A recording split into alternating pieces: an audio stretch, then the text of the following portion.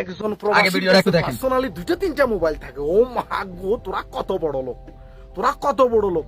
তোরা টাঙ্কি সাপ করতে করতে মরুভূমির ভিতরে তোদের ফুটকি হুগাইয়া একদম মনে করছো ছোট হয়ে রয়েছে। আগে ফুটকি সামাল, এরপরে দুই তিনটা মোবাইল লয়ে যাইছে। শুয়ারের বাচ্চাগুলা খাঙ্কির বোলারা এবারই করতে করতে তোদের ফোনদের চামড়া ক্ষয় হয়ে গেছে। আর তোরা দেশে আসার সময় 5টা মোবাইল নিয়ে আসবি না।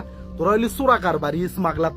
তোরা 5টা মোবাইল নিয়ে এসে 4টা মোবাইল বিক্রি করে দিবি। ওই যে কিস্তির টাকা আছে না তোদের, কিস্তির টাকা পরিশোধ করার জন্য তোরা আবার বড় বড় লেকচার দেশে দরবেশ বাবা বানাইছো এদেরকে।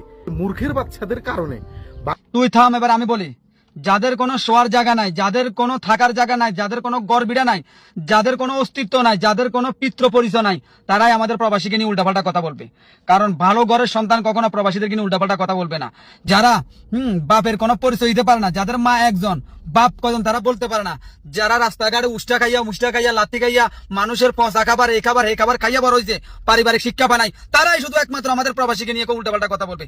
ভালো মানুষ এগুলো বলবে না, ঠিক আছে? আর তুই কি বলছিস মোবাইল? আরে প্রবাসীরা, আমরা প্রবাসের মাটিতে যত পরিশ্রম করি না কেন, আমাদের শখের জিনিস সর্বপ্রথম হলো মোবাইল।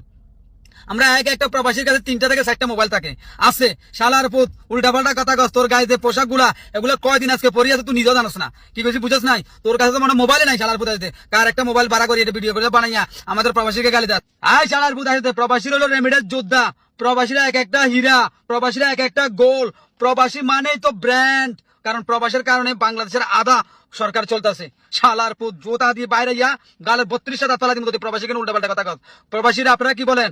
সবাই প্রতিবাদ লাগান, সবাই কমেন্টে প্রতিবাদের জ্বর তুলেন। এই শালার পুতের জোতা দিয়ে বিড়ান আর দ্রুত একে আইনের আওতা নিয়ে আসা হোক, যেন প্রবাসীকে নিয়ে কেন উল্টাপাল্টা কথা বলছে।